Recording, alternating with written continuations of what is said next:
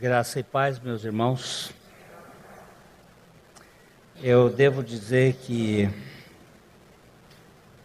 esse final de semana foi muito precioso para mim.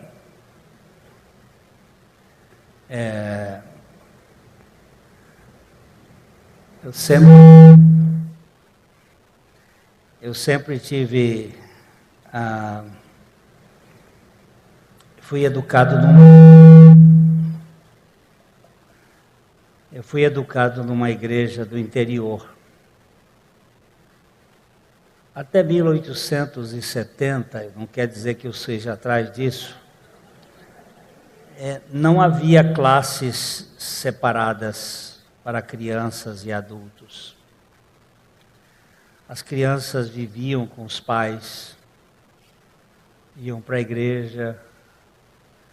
Depois de que fizeram essa modalidade de classes separadas, e isto vem de uma filosofia de William James, um pensador americano que tem uma ideia muito pragmática, mas muitas vezes a gente faz da criança um peso no relacionamento.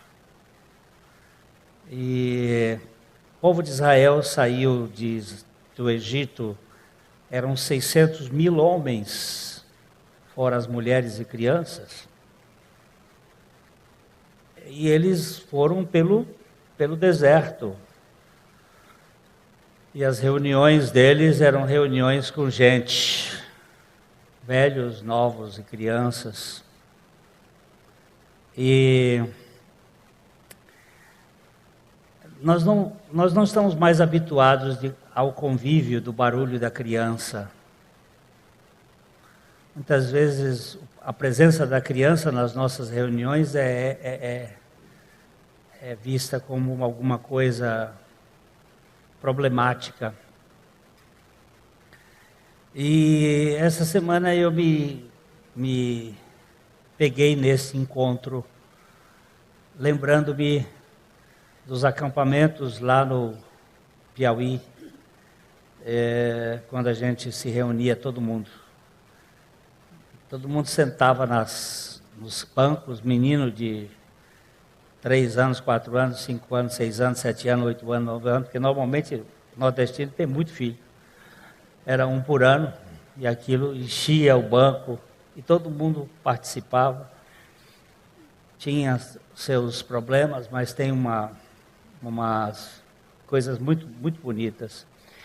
E nesse encontro de família nós tivemos oportunidade de conviver com a família, as famílias, com aquelas criancinhas de colo e aqueles maiorzinhos, mas o ambiente estava tão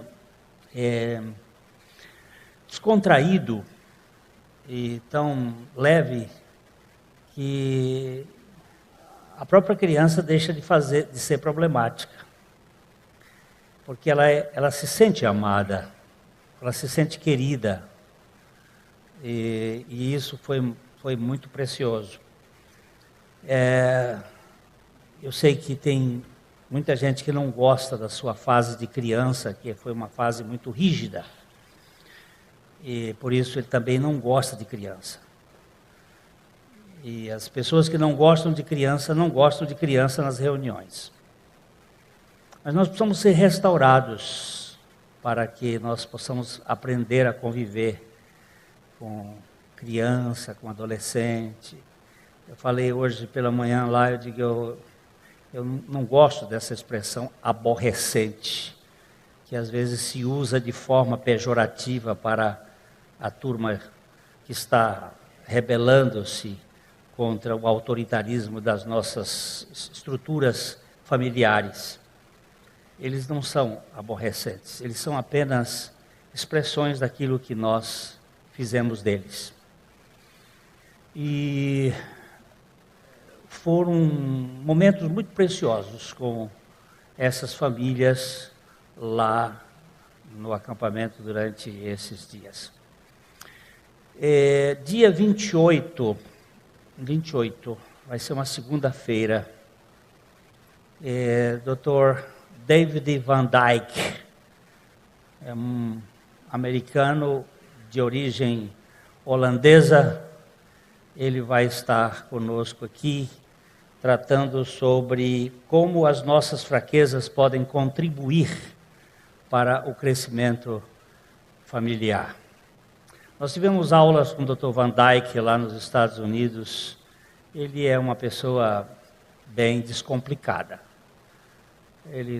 Primeiro, ele não tem formalidades. Ele dava aula de pé no chão. E tinha uma desagregação com esta formalidade que nos mantém, muitas vezes, escravos de rituais, mas que não têm afetividade, que não tem toque. É um americano diferente. O Dr. Van Dyke, ele me mexeu. Logicamente, nós brasileiros e principalmente, quer dizer, latinos e principalmente brasileiros, temos muito efusivos, assim. A gente beijava os professores lá nos Estados Unidos, eles ficavam assim meio... O Van Dyke não, ele lambe, ele agarra, ele é bem descontraído e é um homem que trata gente como gente, não como número, não como uma coisa com expectativa. Então, na segunda-feira, dia 28, ele vem aqui para dar um curso lá na Faculdade Teológica Sul-Americana, e nós estamos aproveitando para que ele fale aqui para as famílias. Evidentemente que só quem tem necessidade procura médico. Quem tem problemas de saúde procura médico. E quem sabe como a sua família está, eu estou com filhos criados, mas eu preciso ser tratado para saber, se um dia for avô, saber como é que eu posso ser avô, se um dia eu tenho meus genros, minha nora, eu tenho que saber como tratá-los e como andar com eles, de tal maneira que nós possamos caminhar. E a gente tem que aprender, muitas vezes, nas nossas fraquezas, como nossas fraquezas. Porque uma das coisas mais contraditórias é que nós não gostamos de mostrar que somos fracos. No reino de Deus, a fraqueza é o caminho para a fortaleza. E eu sei que isto é uma coisa que precisa ser trabalhada conosco, numa sociedade basicamente de pódio. Hoje o Londrina saiu de Piaba para Tubarão. Ele que viveu como Piaba durante tantos anos aí, ganhar enquanto o peixe lá perdeu para o Ituano, saiu de peixe para Piaba. Então, nós gostamos muito de pódio e a sociedade precisa, nós como igreja precisamos ser desconstruídos desta maneira de querer ser grandes.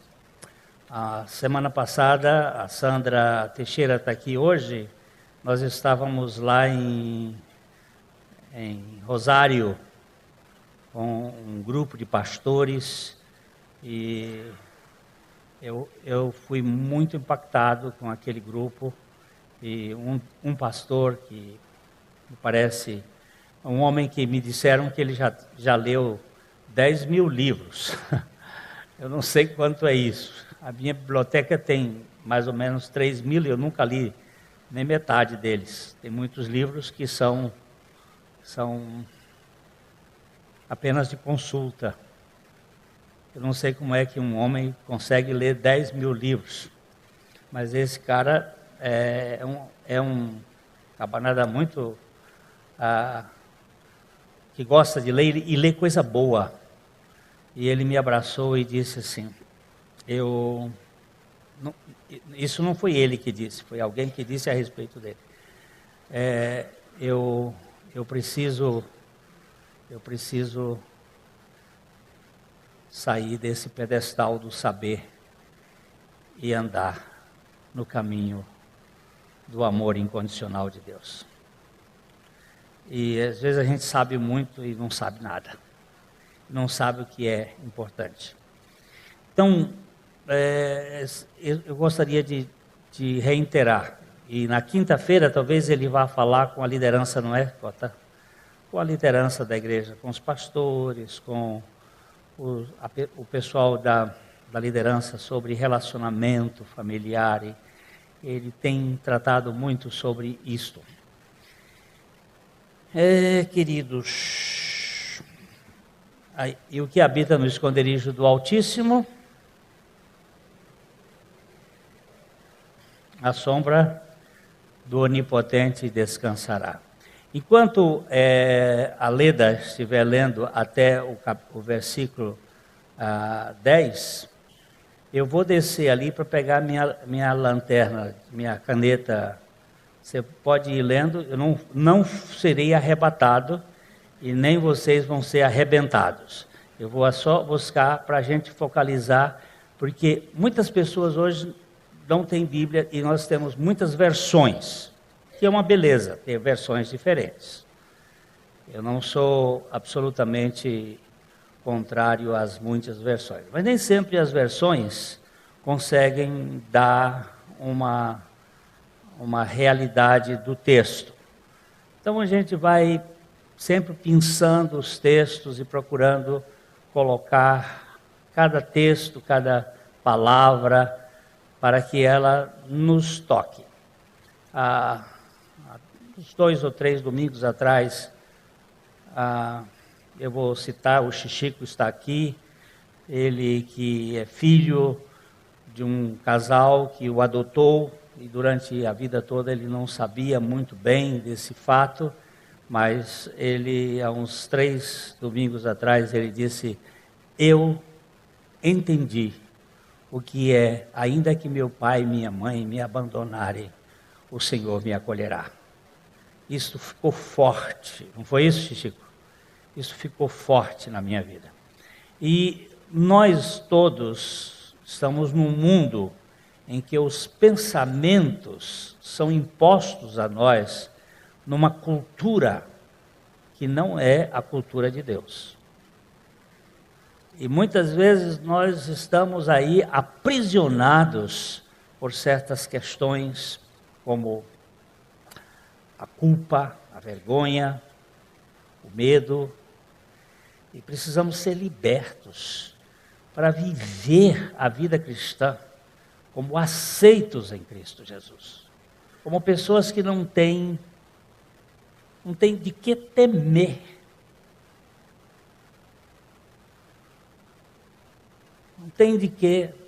Não tem que prestar contas a quem quer que seja, desde que essa conta já foi paga lá no Calvário por Cristo Jesus. Então nós vamos continuar andando no nosso salmo, bem vagarosamente, se o Senhor voltar. Amanhã é dia 14 de Nisan. Vai ser um dia da lua vermelha, a primeira lua vermelha desde 67, 68, e a primeira das 4 luas vermelhas até a próxima vai ser em outubro, a outra vai ser o ano que vem nessa mesma data, e depois a outra em outubro do ano que vem, e depois a próxima daqui a 500 anos. Então, você pode, se você não via de amanhã, nem de outubro, e não vira de o ano que vem, só daqui a 500 anos. E as luas vermelhas são sinais para Israel, é uma linguagem de Deus com o povo de Israel, segundo o profeta Joel, e segundo o Pedro no dia de Pentecostes. E tem tudo a ver com aquilo que a gente chama de últimos dias.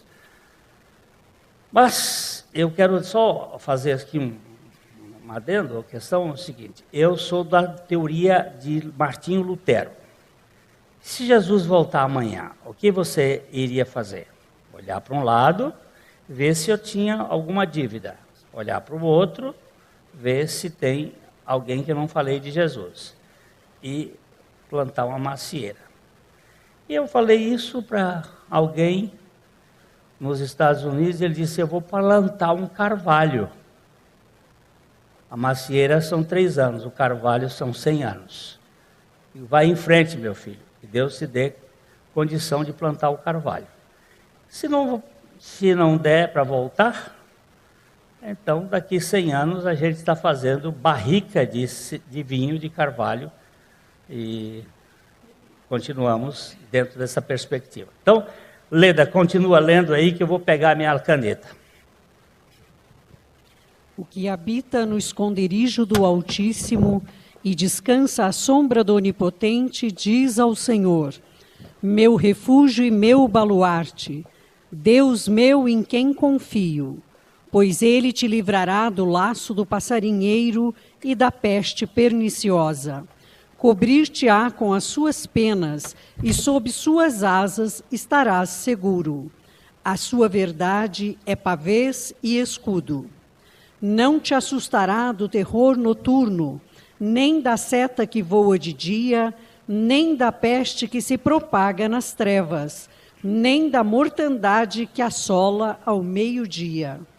Caiam 1000 ao teu lado e 10.000 à tua direita, tu não serás atingido. Somente com os teus olhos contemplarás e verás o castigo dos ímpios, pois disseste: o Senhor é o meu refúgio. Fizeste do Altíssimo a tua morada, nenhum mal te sucederá, praga nenhuma chegará à tua tenda.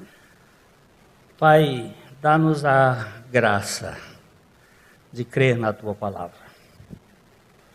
Tu sabes que por causa do pecado nós não somos capazes de fazer nada que te agrade. Por causa do pecado nós não somos capazes de crer. E só por tua misericórdia e graça que nossos olhos podem ser abertos para a tua pessoa e para crer na suficiência do Senhor Jesus. Dá-nos a fé que vem de Jesus para nós crermos em Jesus. Em nome de Jesus. Amém. Então, esse verso 7 diz: caiam 1000 ao teu lado e 10.000 à tua direita, e tu não serás atingido.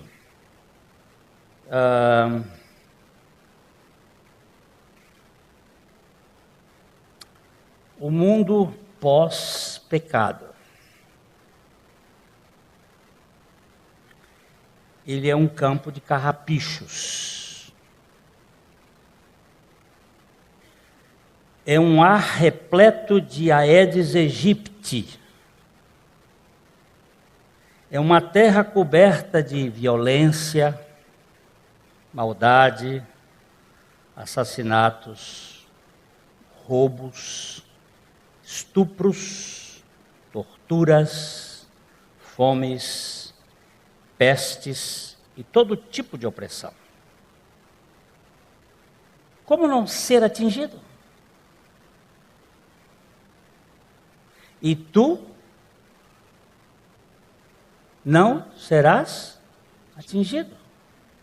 O que é isso? Ou é linguagem figurada ou quer dizer outra coisa que nós não estamos entendendo.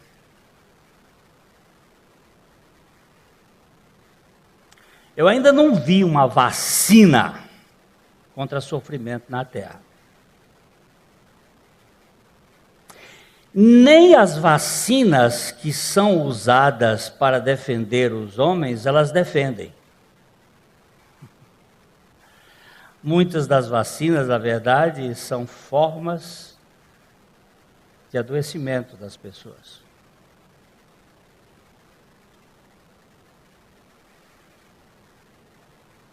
Mas o que quer dizer?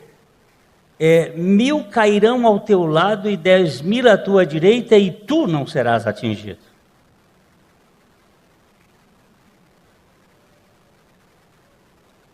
Como não ser atingido?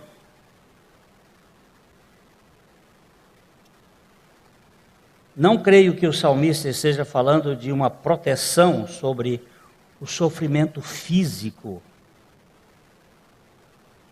Não é uma defesa contra a picada da serpente ou contra a dor em nossos corpos e almas, mas um alívio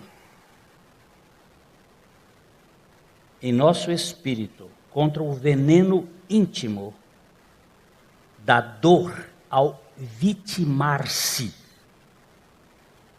com os efeitos da toxina amargurada da murmuração, fobia, medo, culpa, vergonha, interesse, dever e qualquer coisa desse tipo que esta cultura adoecedora nos ataca. Não creio que eu vou ser aliviado da picada da cobra. O que vai acontecer é que no meu espírito há suporte. Há um Deus que vem sustentar a minha causa.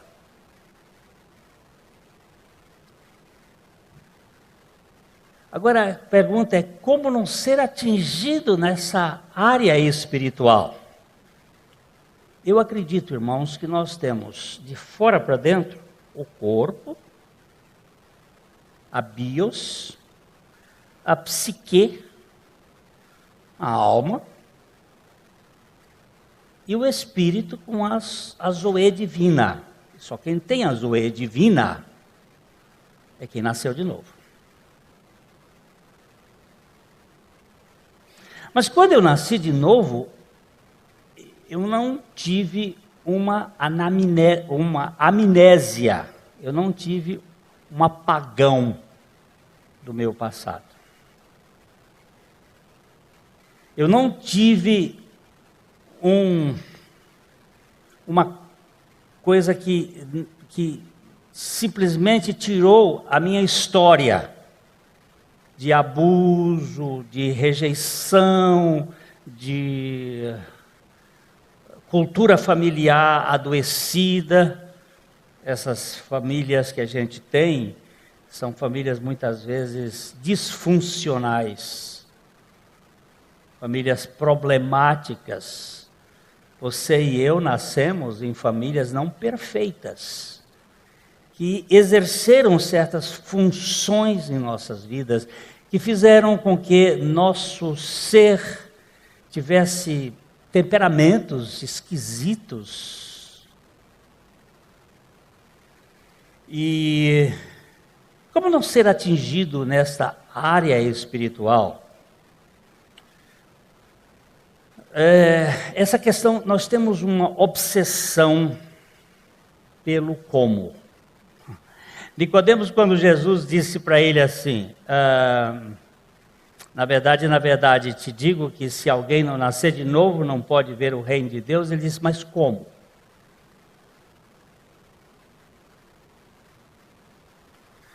Aí Jesus disse, olha, o que nasce da carne é carne, o que nasce do espírito é espírito. Não fiquem admirados por eu dizer que é necessário que nasças de novo.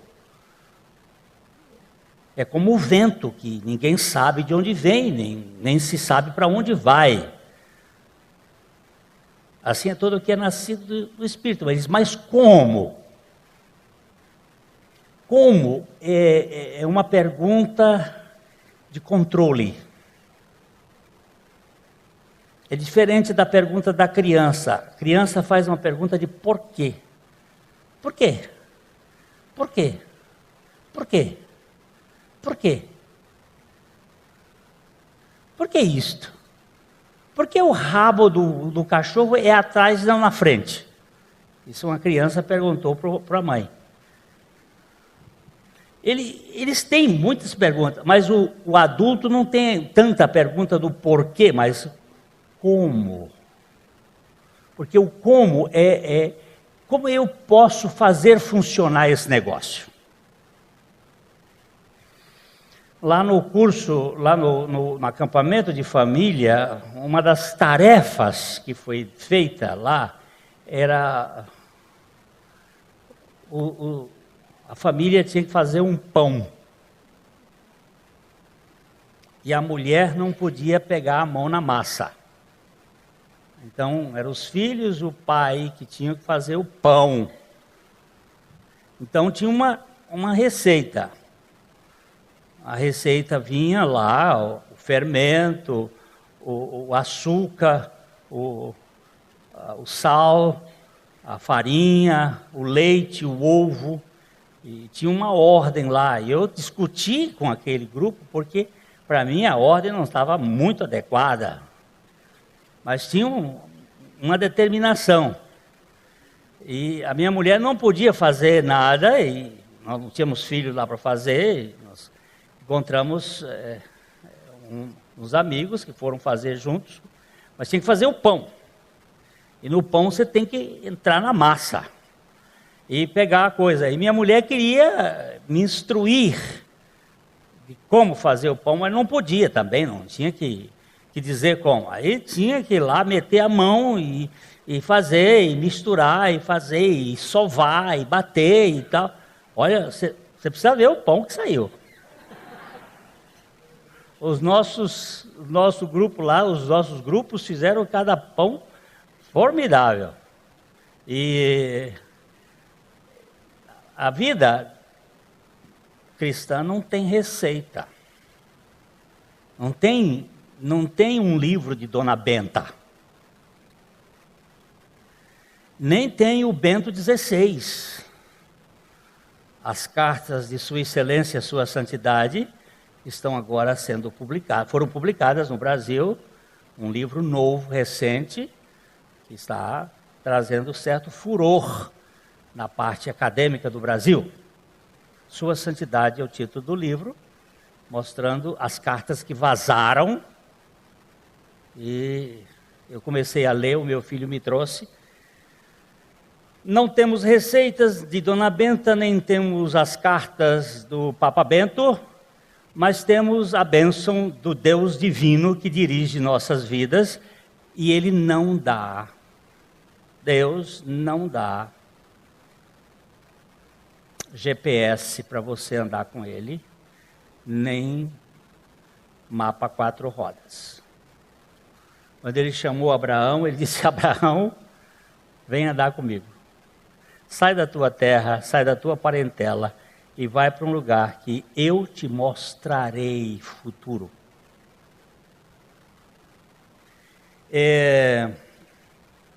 Como é uma parte de controle. A grande dificuldade da fé cristã e da fé evangélica é abrir mão do governo e do controle nas lutas pessoais. Nós somos obcecados por direção, por mando, por comando. Quem é que governa esse negócio aqui? Quem é que manda? Como? Como é que faz isto? Como não ser atingido?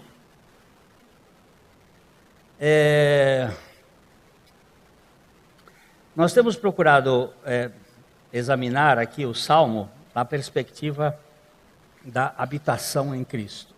Aquele que habita. Habita onde? No esconderijo do Altíssimo. Onde é o esconderijo do Altíssimo? Hã? Eu não estou ouvindo. Cristo. lugar da habitação divina nossa em Deus. Se vós estiverdes em mim e eu estiver em vós,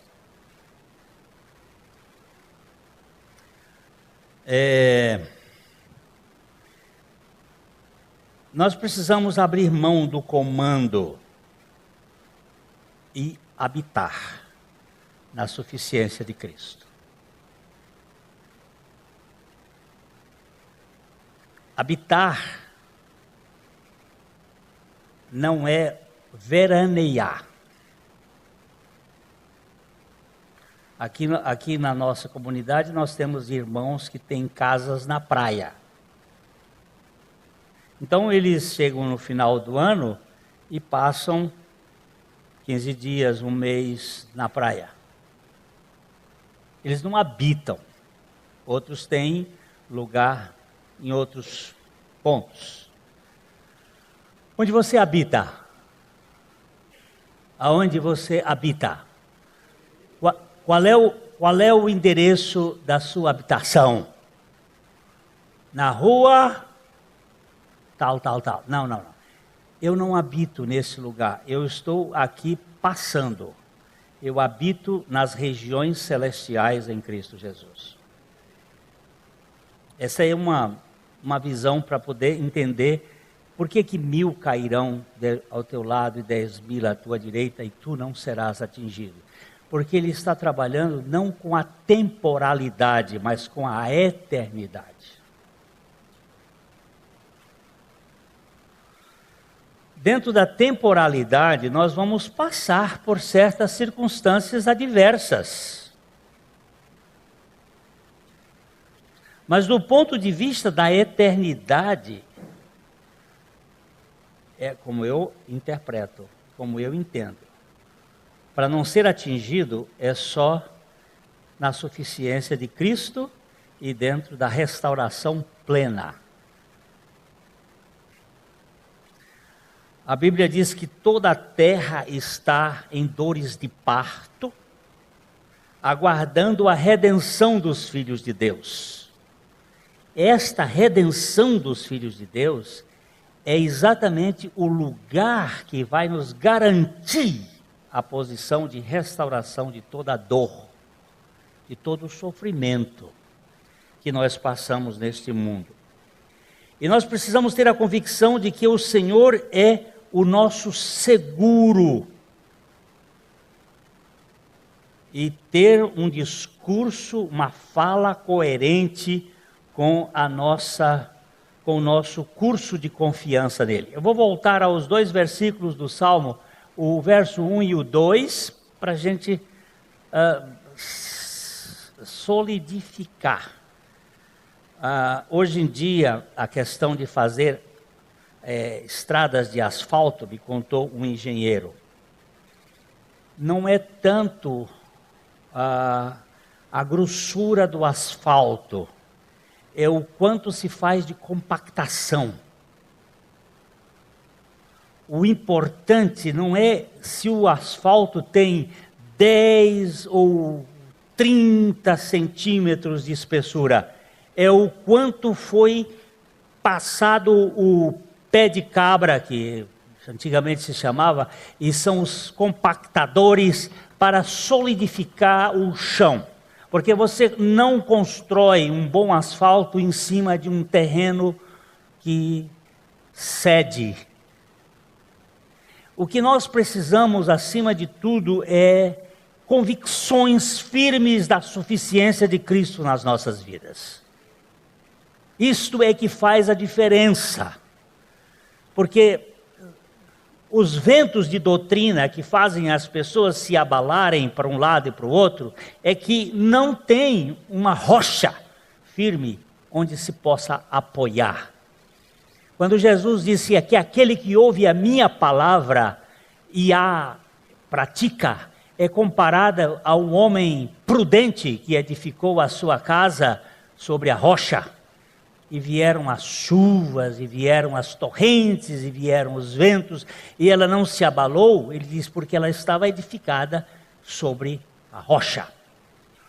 Nesses temporais que houve, que está havendo, inclusive no norte do Brasil, naquela região de Pará, eu assisti uma casa, pela televisão assisti a casa ser comida pelo rio, porque a casa tinha sido construída num aterro sanitário. Então, quando o rio chegou, que ele moveu as bases, lá foi. É o que a Bíblia diz, que aquele que constrói a sua casa sobre a areia não tem fundamentos. Então, quando ele diz, o que habita no esconderijo do Altíssimo, descansa. Descansa à sombra do Onipotente. E no versículo 2, ele diz assim, diz ao Senhor, há um diálogo, há uma fala, há uma conversa daquele que habita no esconderijo do Altíssimo com o Senhor.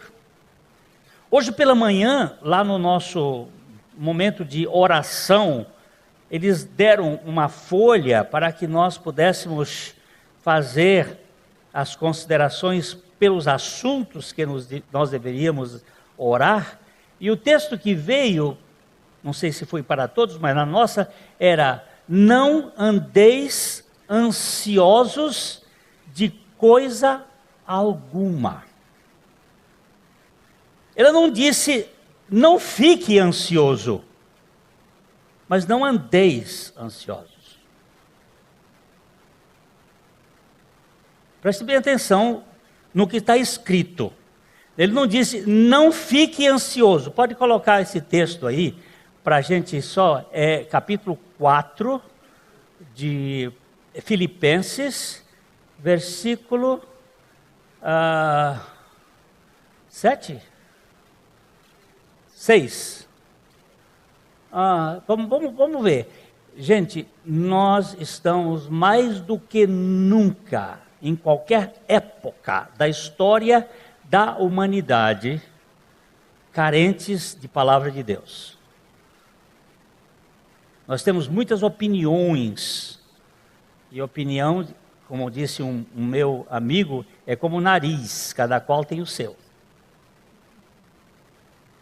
E eu não preciso de opinião, eu preciso da palavra de Deus. Não andeis ansiosos de coisa alguma. Em tudo, quanto? Em tudo. Porém, sejam conhecidas, aonde? Presta atenção. Nós estávamos conversando, nós três, era Noêmia, Carmita e eu. Nós três estávamos orando e estávamos conversando.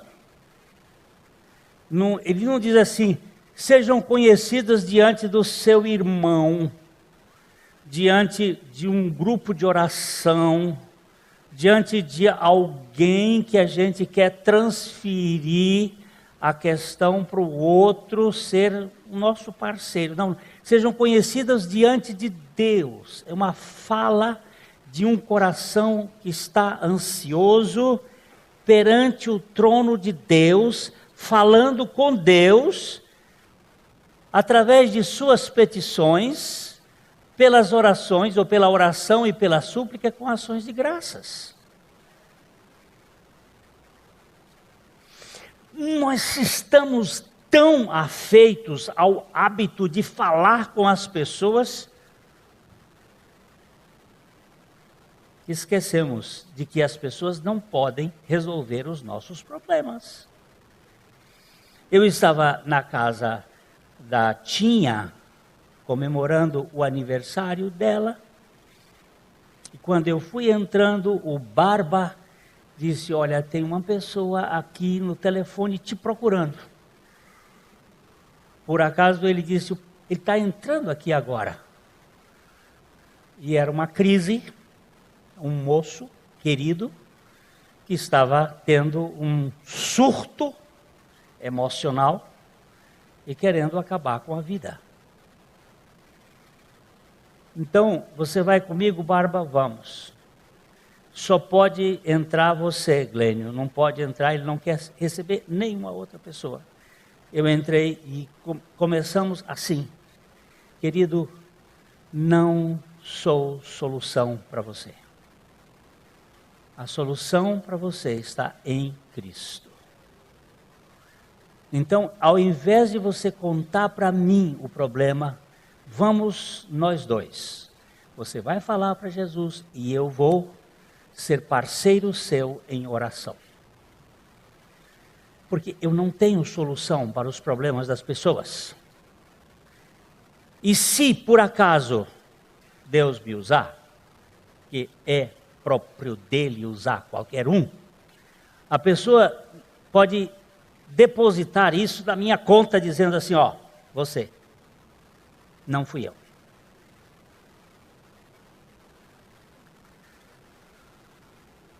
O médico tem um bisturi na mão, ele faz uma operação em você, terminou de fazer a operação, você vai para casa, bem, está ótima, você não volta ao hospital para agradecer o bisturi. Você procura o médico. Se Deus usar você e a mim, glória seja dada ao Pai. Você e eu podemos ser instrumentos na mão dele. Mas nós não somos os detentores desta glória. E nós precisamos aprender a ter uma conversa com Deus. Vamos imaginar aqui. Eu tenho um filho drogado. Para quem eu devo falar a respeito desse assunto? Eu usei um caso assim bem difícil. Quem eu posso falar a respeito desse assunto? Posso falar com pessoas que possam me ajudar, orar juntos, mas eles não vão resolver o problema. Mas eu posso falar. Vamos voltar lá para o texto do Salmo 91, 2. Diz o Senhor. Ele diz ao Senhor, meu refúgio, meu baluarte, Deus meu, em quem confio. Tu és o meu refúgio, tu és o meu baluarte, tu és o meu Deus, em quem eu confio. Lógico, queridos, precisamos continuar tendo a mesma convicção, o mesmo discurso, isto é, uma mesma linguagem, habitando no mesmo endereço, em meio às adversidades desse mundo, tendo como morada o Altíssimo. Isto chama-se perseverança dos santos. Vocês já ouviram falar nesse assunto? Quem é santo forever. Mas quem é santo de eternidade a eternidade, porque Deus nos fez santos em Cristo Jesus, persevera.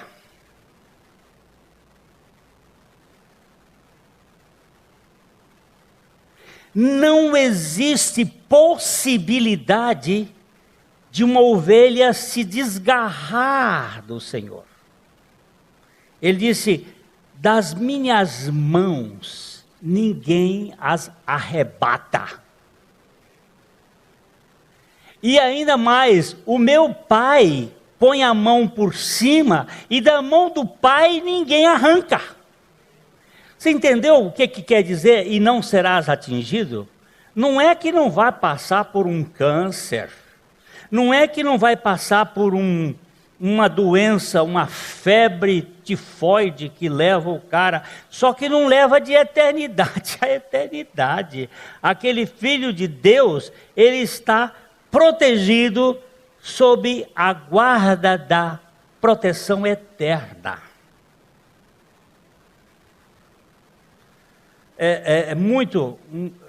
Eu acho muito gratificante quando não se pode matar um crente, Jesus não mente, falou assim, quem perde a vida por mim tem sorte, porque sua morte não é o fim. Pá, pá, pá. Acabou, meu velho. Fim é no velho homem, é o ímpio. O justo não tem fim, ele é eterno. Outro dia um irmão disse: Pastor Glênio, faz uma série de mensagens sobre a vida eterna no céu e a vida eterna no inferno. Digo, meu irmão, no inferno não tem vida eterna. No inferno tem tormento eterno. Porque toda a vida procede de Deus. Se você falar de existência eterna, a gente até pode pensar, mas vida eterna, só em Deus. Só nele. E nós não podemos ser destituídos daquilo que Deus nos deu, porque Ele não dá e toma. Deixa eu ficar batendo nisso aqui, porque tem gente que acha que o pecado dele consegue desfazer a fidelidade de Deus. Se formos infiéis, Ele permanece fiel, porque não pode negar-se a si mesmo. Gente, por favor.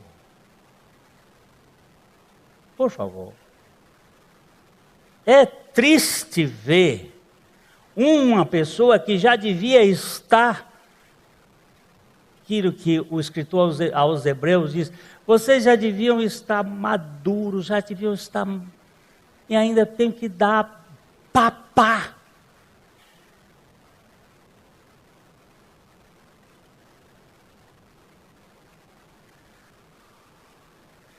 Que se abala com qualquer bobagem. Você tem um Deus que tem condições, poder, capacidade de fazer muito além daquilo que você pensa ou pede. Será que não dá para entender isso, não? Mas isso aqui é impossível para você. Por isso que ele começa dizendo para Maria, quando ela diz, como pode, olha o como pode ser isso se eu não fui para o motel? Isso atualizando. Eu nunca tive conhecimento com varão algum. E o anjo responde para ela e diz, os impossíveis dos homens são possíveis para Deus. Para com essa ideia de como. Para com essa bobagem de que nós podemos fazer alguma coisa. Eu não posso salvar os meus filhos, mas eu tenho certeza de que todos os meus filhos serão discípulos do Senhor e a paz dos meus filhos será abundante. Por que isto? Porque Deus não nos deu os filhos para a perdição. Ponto. Porque todos os teus filhos serão discípulos do Senhor e a paz dos teus filhos será abundante. E se você não vir, se eu não vi, não tem problema, porque fé é o firme fundamento das coisas que se esperam e a convicção dos fatos que não se veem. Não tem problema. Eu estava conversando com um irmão essa semana sobre este assunto e nós estávamos nos lembrando de um fato de um velho cristão dos Estados Unidos que tinha 2 filhos que se tornaram grandes empresários, grandes intelectuais, estudaram em Harvard e se tornaram grandes, e esses moços se tornaram ateus e debochavam da fé simplória daquele pai, e eles ridicularizavam do velho quando ele falava das coisas de Deus. E o pai e a mãe morreram, e os 2 então resolveram vir à casa para desfazer dos apetrechos, dos móveis, vender, jogar fora, tirar alguma coisa. E os 2 então chegaram na sala onde eles viveram ali um tempo. Tinha uma cadeira de balanço de madeira, onde o pai sentava-se à beira da lareira, e ali ele lia a Bíblia dele. Ali ele fazia as suas orações, ali ele esteve anos e anos a fio, e um deles sentou-se na cadeira e disse assim, ridicularizando, meu pai sentava aqui bobinho, né? Sentava aqui orando por nós, para que nós nos convertêssemos e tal. Isso aquela conversa e o outro rindo. De repente ele começa a gritar: meu Deus, o que está acontecendo comigo? O que está acontecendo comigo? E aí foi aquele transtorno e ele sai daquela cadeira e diz: tem uma coisa acontecendo comigo. E o outro senta na cadeira e o negócio começa na cadeira. E era sentar na cadeira e o negócio começava na cadeira, porque aquela cadeira foi o lugar do deboche deles. E os dois saíram de dentro da casa salvos. Quem salvou? Jesus. Como ele salvou? Pela sua graça. O que ele fez? Ele guardou aquelas orações daquele pai lá nas taças. E agora chegou o momento de responder. Os pais tinham ido embora. Mas onde aqueles pais estiveram durante aqueles anos todos? Escondidos no esconderijo do Altíssimo e descansando à sombra do Onipotente. Presta atenção no verso 9 desse capítulo 91 do Salmo, que esse verso 9 está falando da perseverança. Aquilo que dá no capítulo 1 e 2 da habitação, ele repete no capítulo 9, no versículo 9, como uma ideia de continuidade. Olha lá. Pois disseste: o Senhor é o meu refúgio, fizeste do Altíssimo a tua morada. Eu estou falando de perseverança, meus queridos, porque perseverança é a característica de quem crê. Eu criei ontem, eu creio hoje, eu vou crer amanhã, eu vou crer depois. É cantiga de grilo. O que é cantiga de grilo?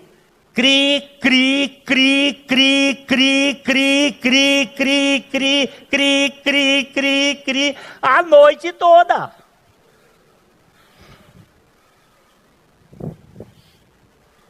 Mas como é que você está crendo? Porque tem alguém abastecendo a minha fé, Ele é o meu refúgio, Ele é a minha fortaleza.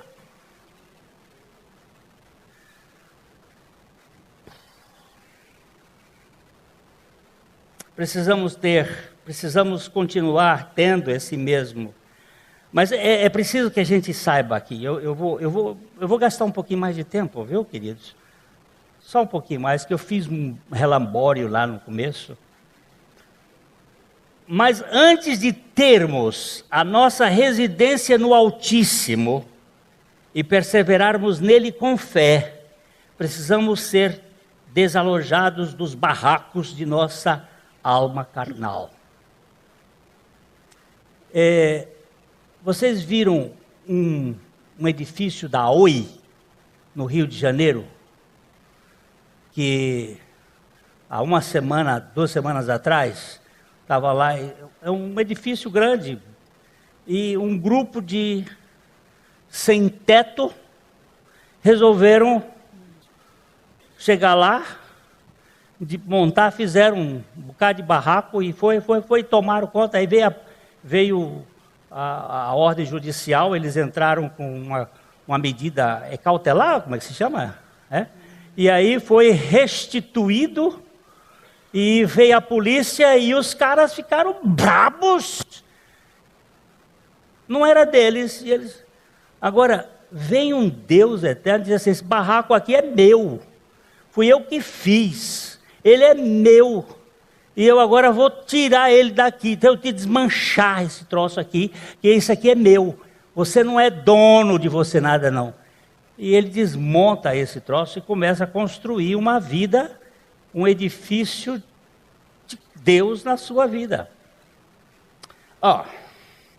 Isso chama-se obra da cruz, obra de Cristo. Deixarmos todo o controle psíquico da nossa autoestima por meio da ação divina, de desmantelo, de desmonto da nossa autossuficiência, a autossuficiência desse velho homem, através da obra de Cristo crucificado.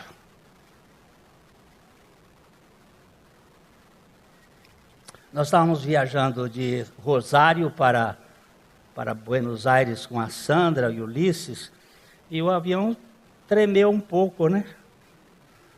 A Sandra, tadinha, passou mal. E eu queria tomar o volante, o manche do piloto para dirigir, porque eu seria capaz de tirar aqueles catabios do Hã? Você sabe como é que se chama isso? Onipotência. Se eu estivesse lá, eu não ia deixar esse avião ficar desse jeito. Eu ia dar um jeito. Eu ia controlar as circunstâncias. É isso que muitas vezes nós dizemos: Deus, deixa eu ser Deus por um dia para resolver. Tem um filme para resolver os problemas da humanidade. Então vai, fica aí por um dia. Moço, o estrago que dá. O cara chegou e disse para Deus assim: Deus, o senhor não está sendo certo na construção, na nossa agricultura. Quando a gente precisa de chuva, o senhor manda sol. Quando a gente precisa de sol, o senhor manda chuva. Então está dando certo. O senhor não quer me dar o direito de administrar uma safra? Deus disse: tá bom, pode cuidar disso. Vai lá. Aí ele preparou o terreno, aí disse: chuva, chuva. Ele foi lá, plantou, terminou de plantar tudo, ele: sol, sol. Aí, chuva, chuva. Sol, sol. Chuva, chuva, sol, sol. O milho cresceu, ficou bonito, grande. Então, quando ele amadureceu, não tinha um grão. Aí ele vira para Deus e disse: onde eu errei? Ele disse: no básico. Você não pediu vento? Sem vento não há polinização. Você não pediu as abelhas para virem para cá? Falar em abelha, está o finzinho das abelhas no mundo. E segundo Einstein, quando as abelhas morrerem, nós temos uma semana de vida. Já o sistema está... Abelha e sapo é bicho importante na face da terra, viu?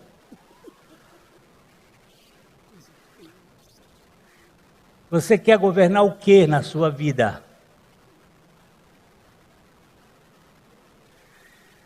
Deixa eu caminhar um pouquinho mais aqui. Nós temos que entender ainda que no Senhor o mal pode ser convertido em bênção. E que nenhum mal levará vantagem permanente sobre quem reside em Cristo. Nenhum mal. Viu, seu Elbero? Essa sua doença não é um mal. Graças a Deus. Vamos ver o verso 10 aí, outra vez, o Salmo 10. Nenhum mal te sucederá, praga nenhuma chegará à tua tenda. Como é isso? Como é isto? É assim, ó. Nenhum mal te tomará conta definitiva da tua vida por um tempo indeterminado. Praga nenhuma chegará à tua tenda para sempre. Aquele pastorzinho que estava com câncer e em estado terminal, e o amigo dele foi visitar, e ele disse: como é que você está? Ele disse: muito bem, estou próximo para chegar ao meu estado de perfeição. Que coisa linda! Estou muito bem, estou próximo para chegar ao meu estado de perfeição. Vai deixar tudo isso aqui que é corruptível. E quando isso que é corruptível for revestido da incorruptibilidade, então o que é mortal terá perdido todo o seu efeito. Não é que Deus vai nos dizer assim: olha, Glênio, você não vai sofrer. Deus prefere que tenhamos uma dor santa a um prazer profano. Faz sentido? Deus prefere que nós tenhamos uma dor santa a um prazer profano. A dor e o sofrimento não são necessariamente sinais da ira de Deus sobre nós. Podem ser exatamente o contrário. Nós vemos o agora. Todavia, Deus nos vê na perspectiva da eternidade. Isso traz um descanso. Nós queremos a nossa vitória agora. Com certeza, há mais riscos em uma vida boa, entre aspas, aqui na terra, do que em momentos de tribulações, quando você está sendo tratado para confiar inteiramente na suficiência de Deus. A vida cristã, o lema que o apóstolo Paulo apresenta é: para mim o viver é Cristo, o morrer é vantagem, é lucro. C.S. Lewis enxergava essa questão da dor, do sofrimento, das lutas da seguinte maneira: Deus sussurra a nós na saúde e na prosperidade. Mas, sendo nós maus ouvintes, deixamos de ouvir a voz de Deus. Então ele gira o botão do amplificador por meio do sofrimento, aí então nós ouvimos o rebumbar da sua voz.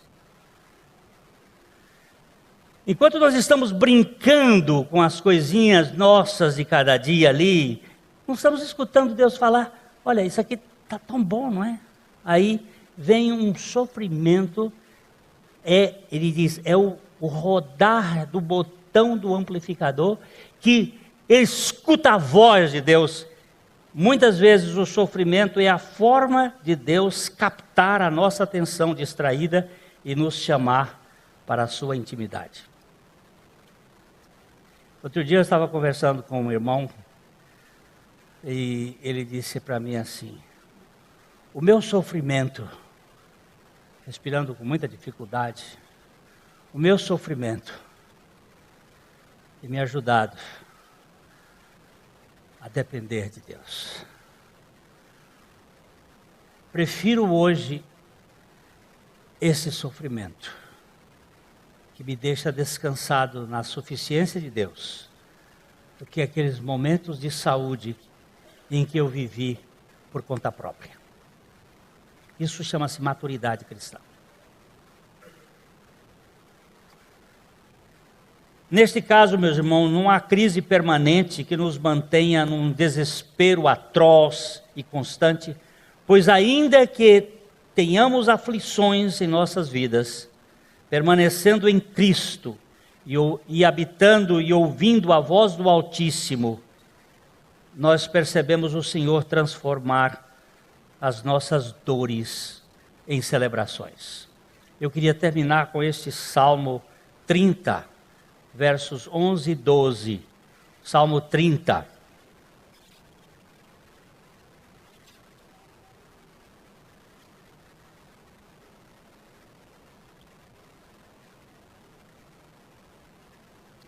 e 12. Converteste o meu pranto em folguedos, tiraste o meu pano de saco e me cingiste de alegria, para que o meu espírito te cante louvores e não se cale. Senhor, Deus meu, graças te darei para sempre. Vamos voltar ao verso 10, verso 11. Converteste, não é converti. É o salmista dizendo para Deus: converteste o meu pranto em folguedos, tiraste o meu pano de saco e me cingiste de alegria.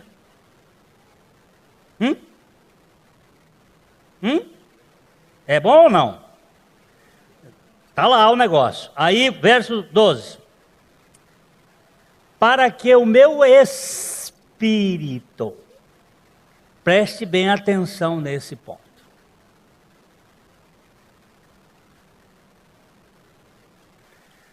A minha alma engrandece ao Senhor, e o meu espírito se alegrou em Deus, meu Salvador. Preste atenção nos tempos de verbo. Isso é Maria dizendo: o meu espírito já tomou posse de uma alegria eterna. A minha alma engrandece presente ao Senhor, e o meu espírito se alegrou em Deus, meu Salvador. Para que o meu espírito cante louvores e não se cale, Senhor Deus meu, graças te darei forever. Não é agora. Ele está falando de um contexto de eternidade, que é, mesmo que eu fique coxo aqui na terra, eu estarei perfeito na eternidade. Por isso 1000 cairão a teu lado, 10.000 à tua direita, mas tu não serás atingido. Como não sermos consumidos com as tribulações deste mundo? Como não ficarmos prostrados diante dos horrores de nossa cultura maligna? Somente habitando em Cristo, falando a linguagem de Cristo, permanecendo em Cristo, descansando em Cristo e adorando a Cristo nas lutas deste mundo, vendo Cristo transformar a nossa tristeza em gozo eterno. Aleluia e amém. A mensagem que você acabou de assistir faz parte do Ministério de Comunicação Palavra da Cruz. Temos um grande acervo de estudos bíblicos em áudio e vídeo. Distribuímos também gratuitamente o jornal mensal Palavra da Cruz. Entre em contato conosco pelo fone 0 operadora 43 3372 8900 ou pelo e-mail livraria@piblondrina.com.br. Visite-nos pelo site www.livrariapiblondrina.com.br ou acesse www.piblondrina.com.br. Graça e paz.